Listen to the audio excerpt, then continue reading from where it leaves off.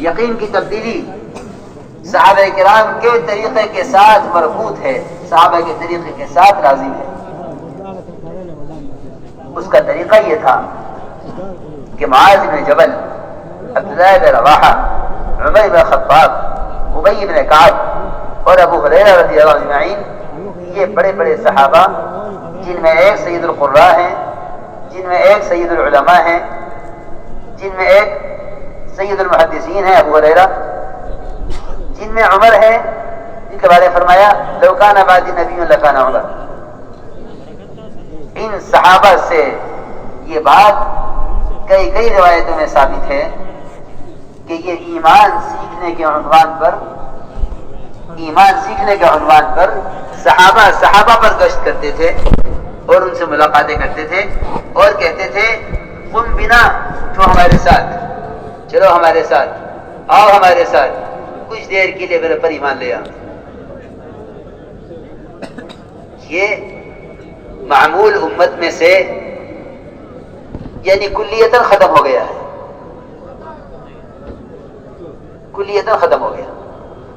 کلی طور پر۔ حالانکہ یقین کے سیکھنے کا اور یقین کی تبدیلی کا یہی طریقہ تھا صحابہ کرام کے درمیان۔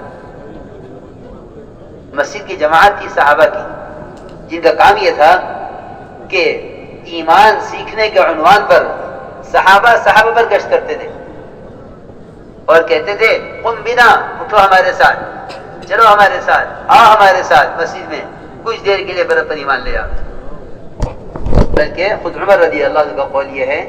وہ خود فرماتے ہیں کہ میں تمہیں مسجد میں ایمان کے حلقوں میں اس لیے جمع کرتا ہوں تاکہ میرے اپنے ایمان میں زیادتی ہو،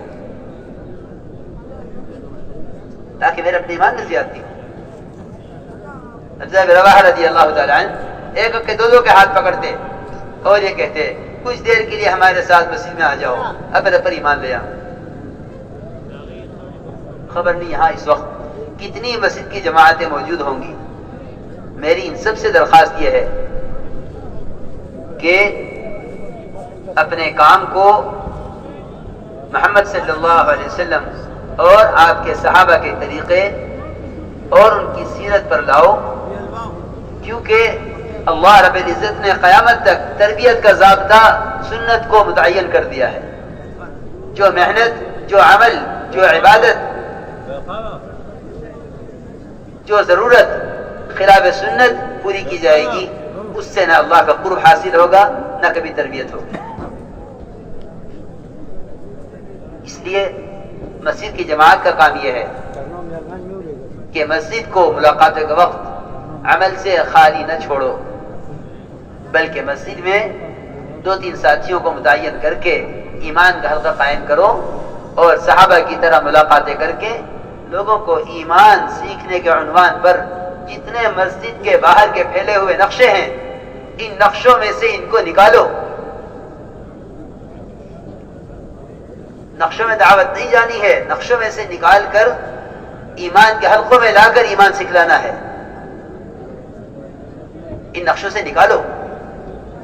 ہمیں صحابہ کرام کا معمول یہ ملا ہے کہ ملاقاتیں کر کے فرماتے صحابہ سے ہمارے ساتھ اٹھ جاؤ، مسجد میں آ جاؤ، ہمارے ساتھ مسجد میں آ جاؤ تاکہ میرے پر ایمان لے آؤ۔ ملاقاتیں برائے ملاقات نہیں ہیں، بلکہ ملاقات مسجد کے ماحول میں لانے کے لیے ہے، کیونکہ اللہ کے تعلق کے پیدا ہونے اور یقین کے بدلنے کی جگہ اصل مسجد ہے۔ ہمیں صحابہ کرام کا معمول یہی ملتا ہے۔ اس زمانے میں کیونکہ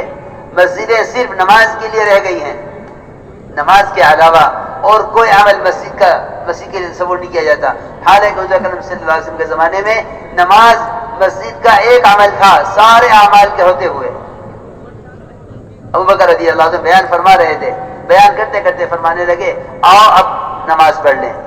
صحابہ کرام کھانا کھا رہے تھے، کھاتے کھاتے فرماتے ہیں ہم نے اتنا ہی کیا کہ مسجد کنکریوں سے ہاتھ پہنچے اور نماز میں شریک ہو گئے۔ وہ سارے اعمال مسجد تھے جن کی وجہ سے عبادات میں کمال پیدا ہوتا تھا۔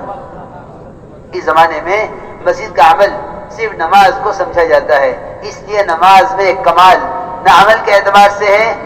نہ طریقے کے اعتبار سے ہے، نہ یقین کے اعتبار سے ہے۔ اس لیے میرے دوستوں بزرگوں عزیزوں، میں جائزہ کرنا تھا کہ مسجد نبوی 24 گھنٹے ان اعمال سے آباد تھی کہ ہر آنے والے کو اپنی ضرورت کا دین سکھلانے والے مسجد میں مل جایا کرتے تھے۔ اب تو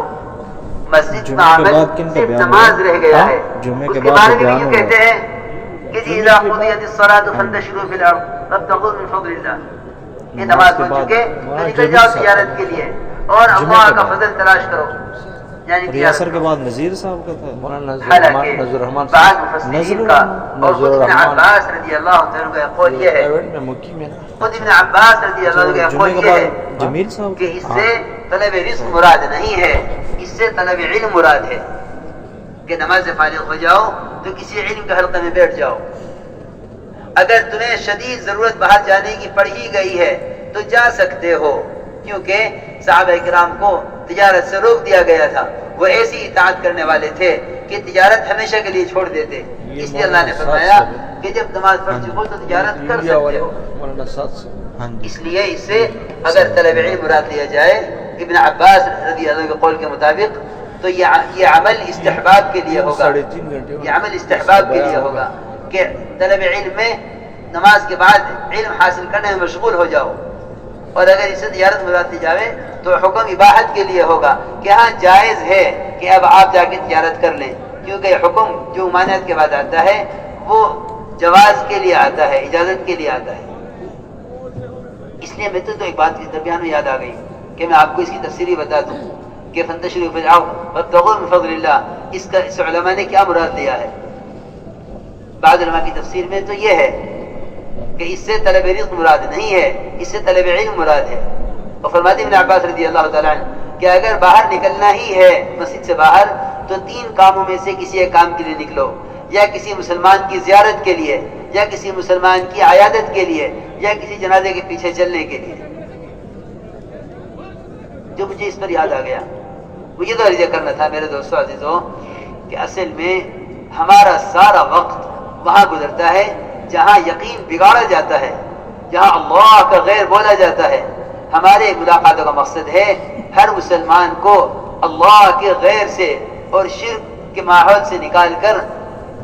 اللہ کے گھر میں ایمان اور یقین کے ماحول میں لے کر آویں۔ یہ ہمارے گشتوں کا مقصد ہے، کیونکہ یقین کے بننے کی جگہ مسجد ہے۔ جیسے میں نے عرض کیا کہ عمر رضی اللہ عنہ فرمایا کرتے تھے کہ میں مسجد میں ایمان کے لفظ قائم کر کے تمہیں یہاں اس لیے جوڑتا ہوں تاکہ میرے ایمان میں زیادتی ہو۔ اتنی بات کافی ہے یہ سمجھنے کے لیے کہ واقعی مسجد میں ایمان کے حلقوں میں بیٹھنے سے ایمان کو ترقی ہوتی ہے۔ یہاں جمع کر کے یہاں ایمان کی تعلیم دو، یہاں جمع کر کے یہاں ایمان کی تعلیم دو۔ میرے دوستو عزیزوں، امت ایمان کے خیال پر ہے، امت ایمان کے خیال پر ہے، خیالی ایمان ہے، ایمان کی حقیقت سے بالکل واقف نہیں ہے۔ یہاں ایمان کے حلقوں میں لا کر ایمان کی تعلیم دو، یہاں ایمان کے حلقوں میں بٹھا کر ایمان کی تعلیم دو۔ جم کر یہ بات سمجھاؤ کہ ایمان کہتے ہیں محمد صلی اللہ علیہ وسلم کی لائی ہوئی خبروں کو محمد صلی اللہ علیہ وسلم کے اعتماد پر یقینی ماننا، محمد صلی اللہ علیہ وسلم کی لائی ہوئی خبروں کو محمد صلی اللہ علیہ وسلم کے اعتماد پر یقینی ماننا، اس کو ایمان کہتے ہیں۔ جو خبریں آپ لے کر آئے ہیں ان خبروں کو آپ کے یقین پر اور آپ کے اعتماد پر یقینی ماننا، اسی کو ایمان کہتے ہیں۔ اس میں ہمیں سب سے زیادہ غور کرنا پڑے گا ان واقعات پر جو آپ صلی اللہ علیہ وسلم اور آپ سے پہلے انبیاء علیہ السلام کے ساتھ ظاہر کے خلاف ہوئے، جو آپ کے ساتھ ظاہر کے خلاف ہوا ہے۔ اس لیے کہ ایمان تو حاصل ہو نہیں سکتا جب تک مشاہدات کا، تجربات کا، ایجادات کا انکار نہ کیا جاوے۔ جب تک مشاہدات کا، اپنے تجربات کا اور دنیا کی ایجادات کا انکار نہ کیا جاوے نبی کی خبر کے مقابلے میں، اس وقت تک ایمان تو حاصل ہو نہیں سکتا۔ اس لیے میرے دوستوں بزرگوں عزیزوں، سب سے پہلے انبیاء علیہ السلام کے وہ واقعات، کیونکہ انبیاء علیہ السلام کے واقعات یہ دلوں کے اندر جماع پیدا کرنے کے لیے ہیں۔ اللہ نے فرمایا ہے کہ نبی جی ہم آپ پر انبیاء علیہ السلام کے واقعات اس لیے وحی کرتے ہیں تاکہ آپ کے دل میں جماع پیدا کریں۔ وَكُلًّا نَقُصُّ عَلَيْكَ مِنْ أَنْبَاءِ الرُّسُلِ مَا نُثَبِّتُ بِهِ فُؤَادَكَ، کہ نبی جی آپ کے دل میں جماع پیدا کرنے کے لیے ہم آپ پر انبیاء علیہ السلام کے واقعات وحی کرتے ہیں تاکہ آپ کے دل میں جماع پیدا ہو۔ انبیاء علیہ السلام کی دعوت تمام قوموں کے لیے، ان کے تجربات، ان کے مشاہدات، ان کے قائم کیے ہوئے نقشے، ان سارے نقشوں کے خلاف انبیاء علیہ السلام کی دعوت ان سارے نقشوں کے خلاف ہوتی تھی۔ اسی لیے تو ہر قوم نے اپنے نبی کو پاگل کہا ہے۔ کثرت ذکر سے پاگل ہونے کا مطلب یہ نہیں ہے کہ دماغ پاگل ہو جائے، نہیں، بلکہ انبیاء علیہ السلام کو کثرت ذکر کی وجہ سے، انبیاء علیہ السلام کو کثرت ذکر کی وجہ سے پاگل کہلائے جانے کا مطلب یہ ہے کہ انہوں نے بکثرت اللہ کی ذات سے ہونے اور اللہ کے غیر سے نہ ہونے کی جو دعوت دی ہے، اس دعوت پر ہر قوم اپنے نبی کو پاگل